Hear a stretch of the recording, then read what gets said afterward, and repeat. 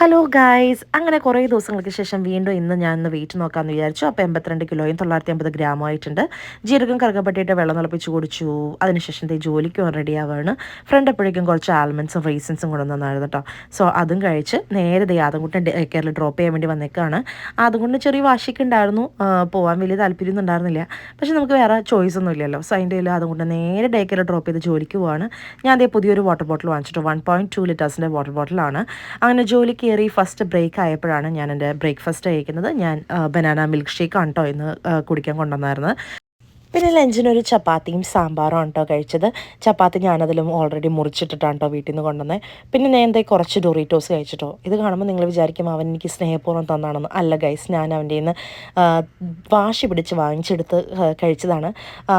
നാളെ അവൻ്റെ last day ആണ് കേട്ടോ ഞങ്ങളുടെ വർക്ക് പ്ലേസിൽ. We will really miss you Jo. പിന്നെ ഞാൻ കുറച്ച് ഓറഞ്ച് കൊണ്ടുവന്നിട്ടുണ്ടായിരുന്നു. സോ അതിൽ നിന്ന് പകുതി ഞാൻ അവൾക്ക് കൊടുത്തു, പകുതി ഞാൻ കഴിച്ചു.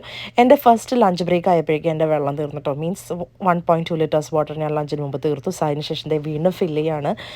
ഈവനിങ് ബ്രേക്കിന് ഞാൻ കുറച്ച് ബ്ലൂബെറിയും ഗ്രേപ്സ് ഞങ്ങളെല്ലാവരും കൂടി കഴിച്ചു. ഈവനിങ്ങിൽ ഇന്ന് ഭയങ്കര തിരക്കായിരുന്നു കേട്ടോ ഞങ്ങളുടെ ജോലി സ്ഥലത്ത് കഫറ്റീരിയയിൽ. എന്താണെന്ന് അറിയത്തില്ല. അതിനുശേഷം വൈകുന്നേരം 4 മണിയൊക്കെ കഴിയുമ്പോൾ വീണ്ടും എൻ്റെ വെള്ളം തീർന്നു. സോ വീണ്ടും ഞാൻ ഫില്ല് ചെയ്തു. അപ്പോഴേ തിരിച്ചറിഞ്ഞു എൻ്റെ ഒരു ഫ്രണ്ടിന് സെയിം ബോട്ടിലാണെന്ന്.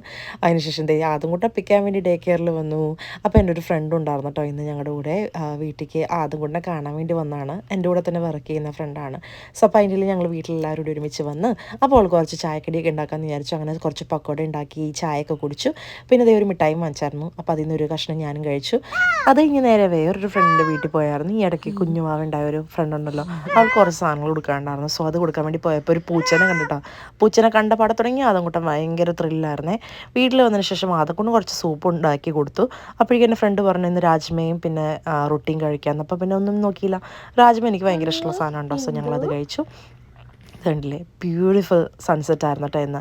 സോ ഇതൊക്കെയാണ് ഇന്നത്തെ വിശേഷം. നാളെ കാണാം. Till then bye.